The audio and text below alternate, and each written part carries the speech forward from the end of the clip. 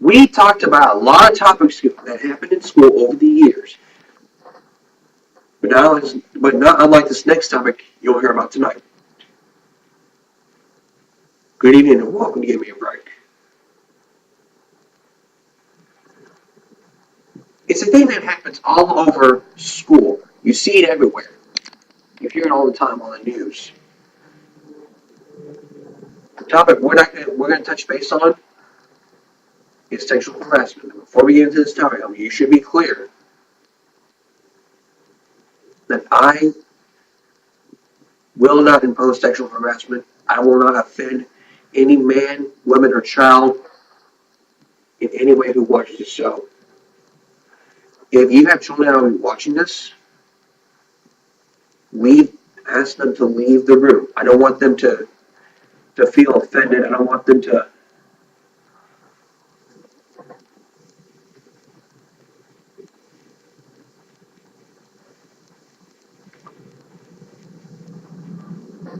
I don't want them to. I don't want them to be offended in any way possible.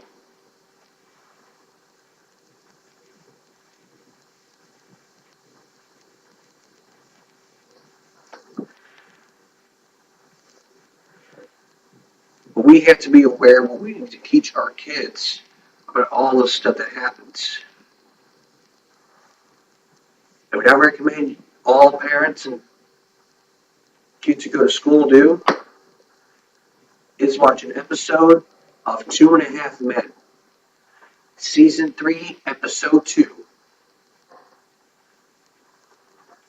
There, you'll find out more about sexual harassment, or find out in these articles. They'll tell you, I did my homework.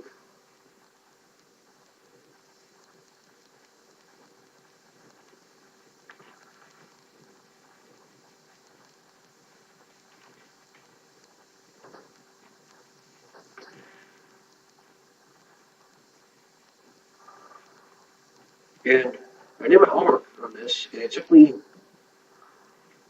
weeks.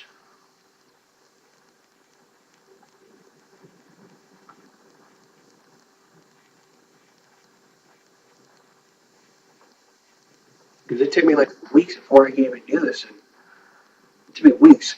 I feel like I was gonna say stuff that I wasn't gonna say, cross the line, get sued, and I think that this would be to court.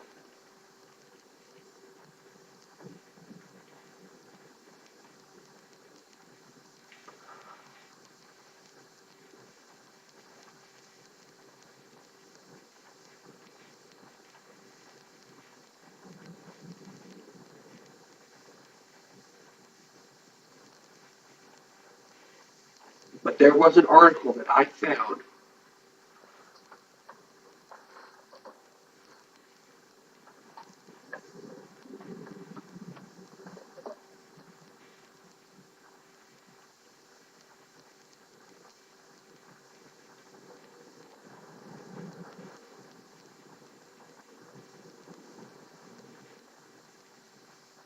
This happened back in November. But there was an article I found, but I couldn't find it. The LA Times did an article about this. It says 2 former employees filed a lawsuit accusing Lancaster Middle School principal of subjecting a female teacher to harassment and sex-based ridicule.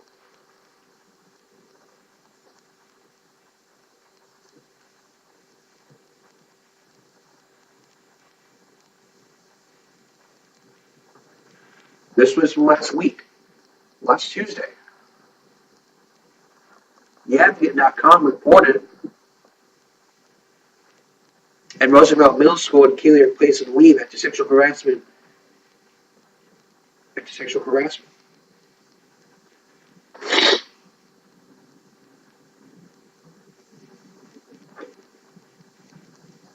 Here's the excerpt from the article. The principal at Theodore Roosevelt Middle School in Keeler has been placed on leave after an allegation of sexual harassment, officials said on Tuesday. Dr. Eric Greeley was placed on leave Monday, and Cindy Dallas Bose, a Jefferson Parish School Board member whose district includes Theodore Roosevelt.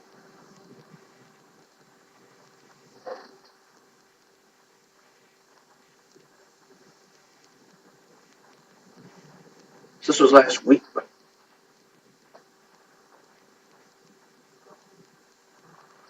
what about Saturday? All this happens.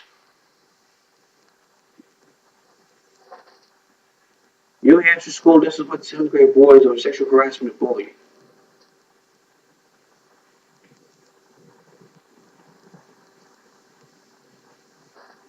Here's an extra. A New Hampshire school has disciplined some seventh grade boys after female classmates reported incidents of sexual harassment and bullying, the principal said.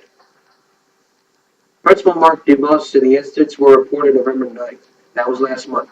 To officials at the Hampton Falls Institution, according to the Portsmouth Herald, parents were notified some boys admitted to the harassment and were disciplined, but he declined to comment. So parents at the school for students in the kindergarten through 8th grade said this week the case was involved in photo edited to spit sexual act being committed. The picture was posted on social media. The front of the photo was digitally altered by the student.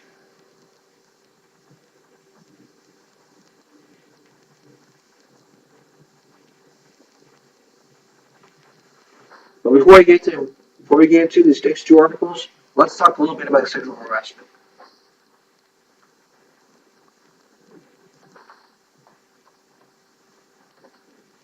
First of all, some of the new parents are like, what is sexual harassment?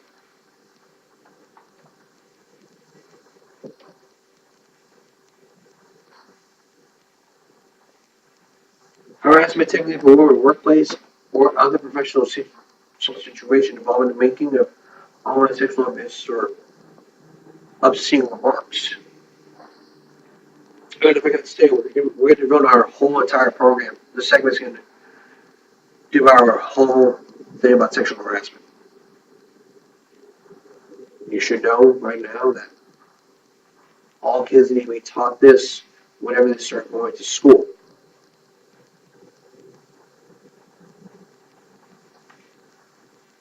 But you should be aware that we should teach our kids about what not to do about women whenever they go into puberty, all that years, stuff like that.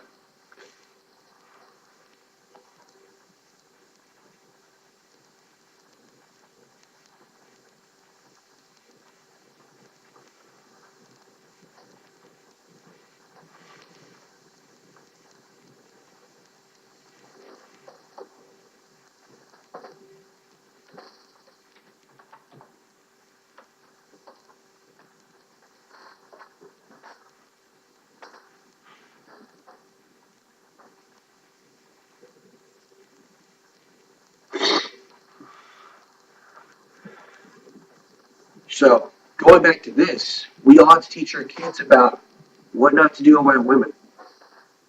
Period.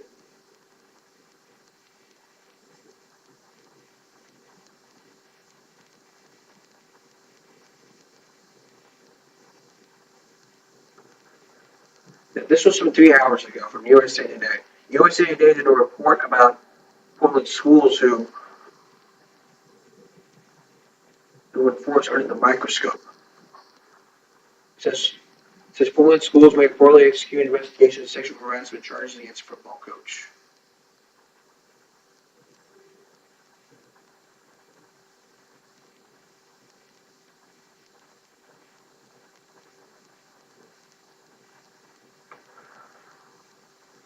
The Portland school system is forced under the microscope in the aftermath of an investigation into sexual harassment complaints made by against a former high school football coach.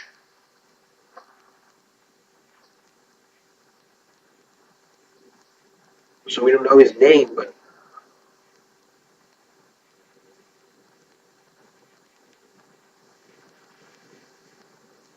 considered sexual harassment, the district can decide to press charges.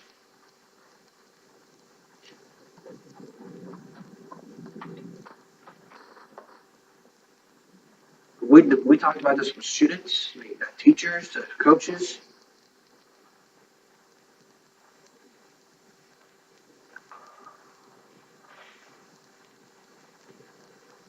Back on Tuesday, business.org did an article about this. It says sexual harassment of girls is widespread in schools.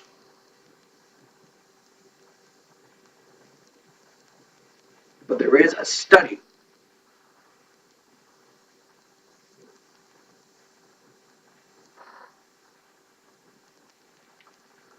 Let's say there is a report.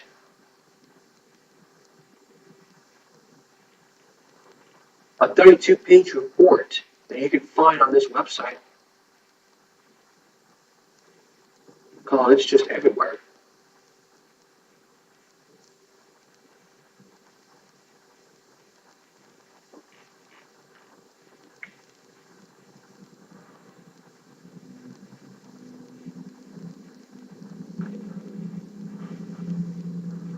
But if you want to know the report, go to page 6.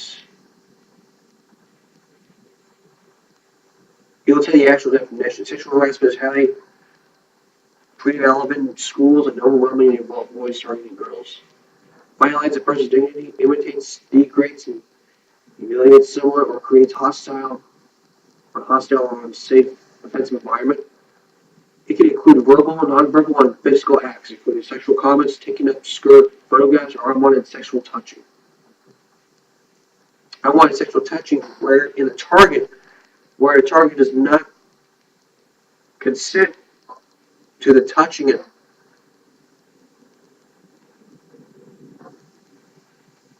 Perpetrator does not reasonably believe that their consent constitutes sexual harassment.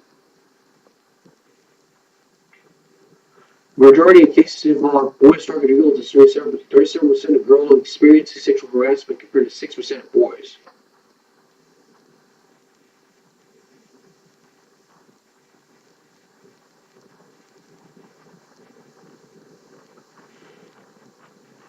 You can even sleep with this report. Just kidding.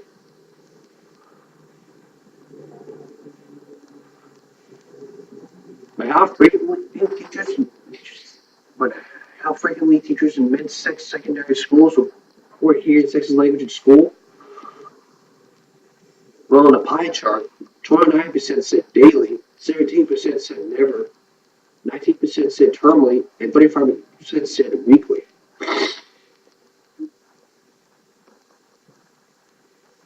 And 45 primary school teachers say they are aware of sexist language being used on at least a termly basis. 15% witness it on at least a weekly basis.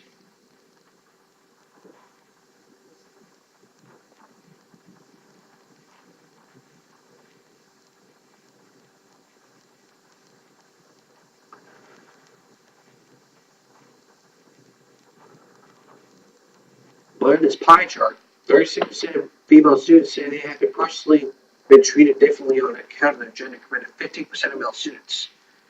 While 52% of female students and a quarter of male students say they have witnessed somewhere at their school being treated differently because of their gender. What about teachers? A quarter, 25% of all secondary school teachers say they witness gender stereotyping and discrimination in their school on a daily basis, and further, 26% say they witness it on a weekly basis. Over a third, 34% of primary school teachers say they witness gender stereotyping in their school on at least a weekly basis, and half, 54% say they witness it on at least a terminally basis.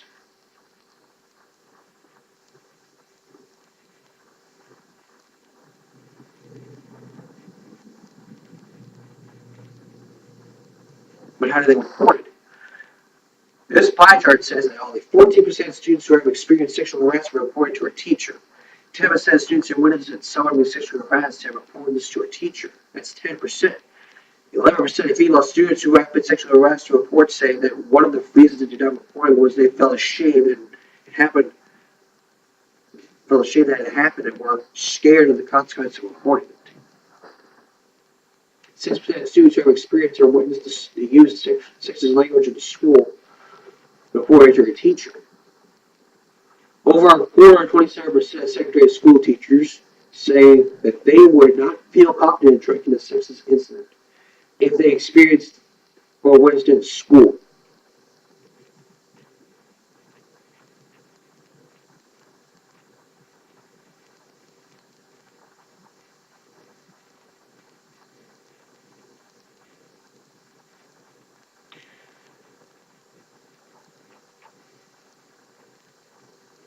There's a lot more to talk about on this topic. So when we come back, we'll look at more of this report, and we're going to see. We'll look at one more article that will explain what we just talked about. So we're just going to take a little break. And when we come back, we're going to talk about. We'll focus on this report and look at similar articles from all over the years that talk about sexual harassment. You don't want to miss it. Stay right here. If you just tuned in, today we're talking about sexual harassment. We're talking about that Desmond didn't really touch on until now. Before we left off break, we said we were going to continue this report that we found from taken from phys.org. This is so back on Tuesday. They did an article about this, that there was a report. So according to this poll, proportion of secondary school students who were aware of any rules or policies in their school were sexism. 70.4% of females said yes. 24.2% said not sure, and 58.4% said no. While the males, 29% said yes, 31% said no, and 40% not sure, and 40% said no. Option to students that mix 6 secondary schools about their school's response to sexism. 21.5 said yes, 31% said not sure, 46% said no. While the males, 39% said yes, 44% said no, and 35.9% said not sure. My school does enough to stop sexism. 70% said yes, 21% said not sure, 42% said no. While the males, 36% said yes, 37.9% said not sure, and 25.6% said no.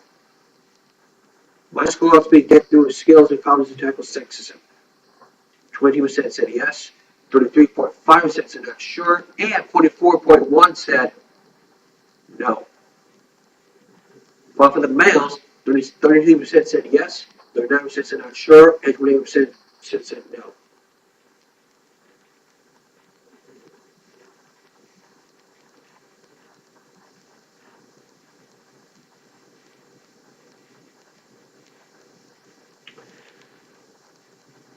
Well, what are the recommendations? That's a good question.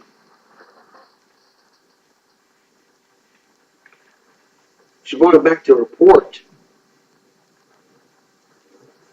7 tips issue guides to all schools on how to prevent and respond to sexual harassment and sexual violence.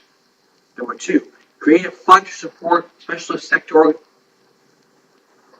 organizations to provide capacity building support to schools tackling sexism and sexual harassment. Ensure that the curriculum for relationships and sex education, RSE, across key stages designed to prevent sexism and sexual harassment among children and young people. And at RSE, teachers have access to high-quality professional development.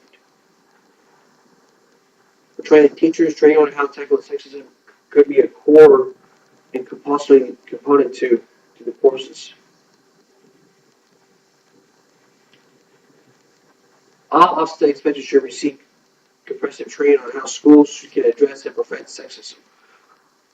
Off-site should recognize schools and take effective action to tackle sexism.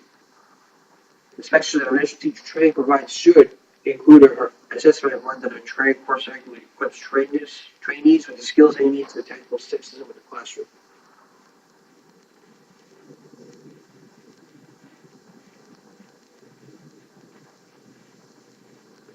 What about the 3 key components?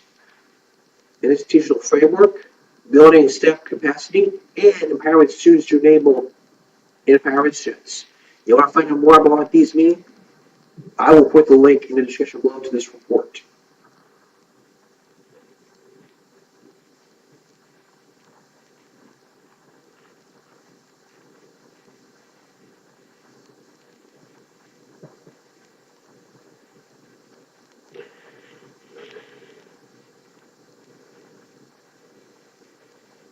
Now we're also going to look at an article.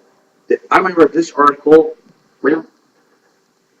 Now, back when we did the suspended for stupid reasons topic, we talked about two articles that explained this. The first one was from a 6-year-old, was from a 7-year-old boy who was taking sexually noted for to this girl on the lunch line. He was suspended sexual harassment. That's the first one. The second one was from a boy in Conservative North Carolina who was suspended for sexual harassment for calling his teacher cute. Now, in that instance, the school apologized and they forced him to retire. Now, I said before that was like those were two stupid reasons to be suspended, but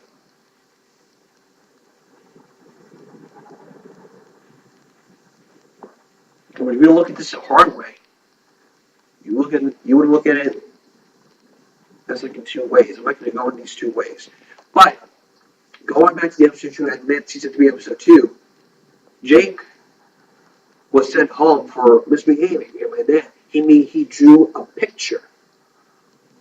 I'm not going to get into the details. You can, if you want to know what happened, you can get season 3, episode 2, that had meant on your computer. That easy.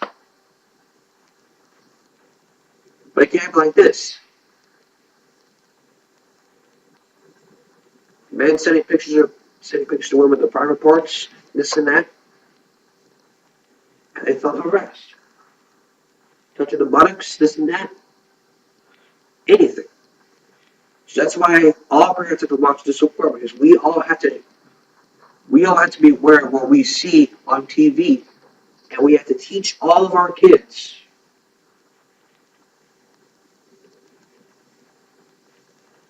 about the dangers of what can happen in our school, because let's face it, school is a safe environment for all kids who want to go to school and get an education. But when something interrupts your education, it's on you to put your foot down and say, I have to stop this.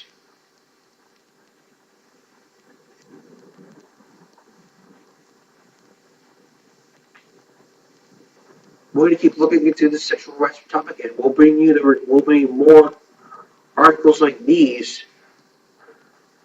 Matter of fact, there is one more. I think that happened yesterday.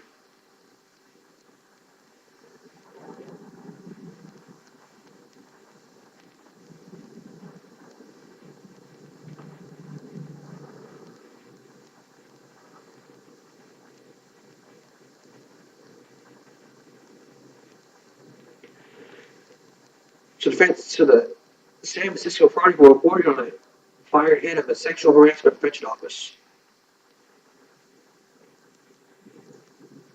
This is from last spring to determine that she harbored an employee to falsify dates and complaints. The medical school referred to what they had fired Christina Ankle after an investigation prompted a lower friend that she had instructed her to hide files from an auditor. She had been paid a leave since June 2016, according to the investigation report obtained through the California Public Records Act. So let's get this right. You can't hide. Let me get this straight. You want to hide the reports about getting fired. That's not the way it is. If someone else is going on, you have to show them reports and not afraid to be hiding. Just tell them the truth. You tell them the truth. I don't know what will happen, but make sure it will work. But you don't want to sit there and lie and say, we can't see something like this from happening.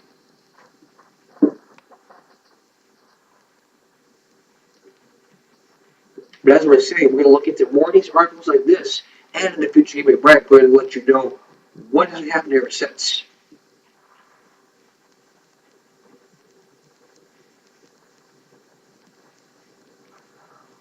So we're going to look into this week's ahead, and we're going to the results on the future, give me a break. But we're going to look.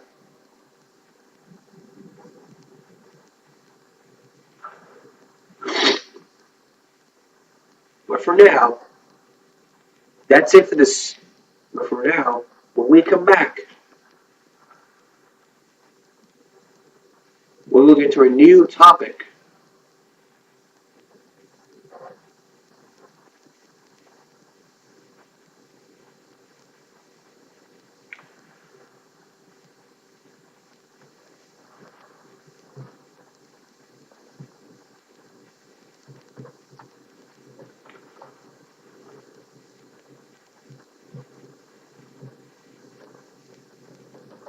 Hold on a second.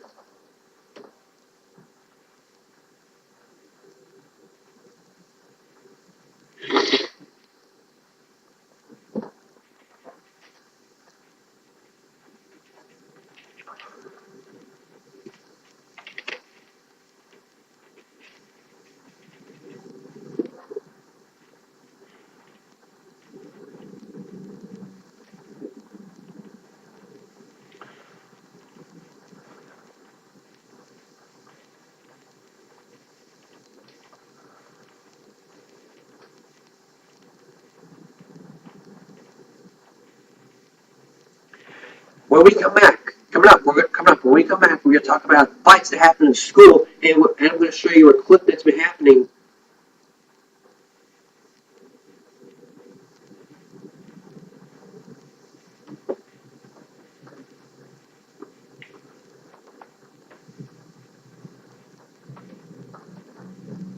That happened in Williamsport High School in 2009. Two students were in a fight. Were fighting, and the principal saw them, told them to knock it off. We're going to talk more about that next. Our final gaming break topic tonight is all about fights. Fights are something that I desperately despise and will not tolerate in this area. I don't have a file block for those of you asking where I live. I live in Corpus Christi. I will not tolerate fights in Corpus Christi or in Flower Bluff. If something's upsetting you, you go to the principal and not take it out with your fist. This ain't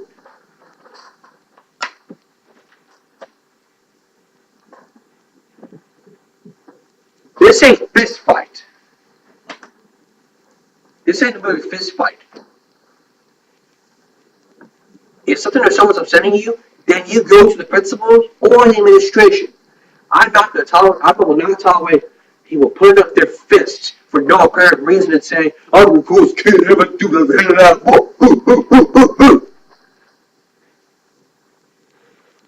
That's assault right there. That's like pushing, shoving, getting ready to fight. That's assault right there. In my school, if you fight somebody, you're actually sent to SDGC for one reason, for assault. And in other schools, if you assault somebody, it's out of school suspension.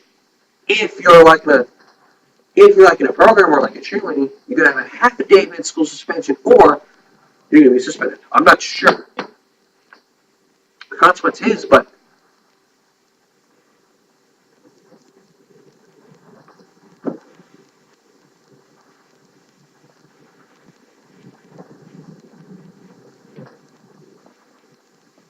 that's probably it. But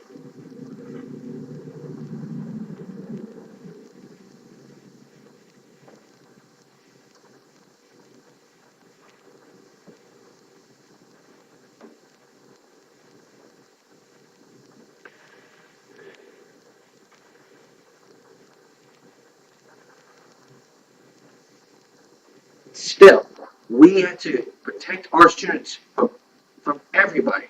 We need to make the school a safe environment for all students.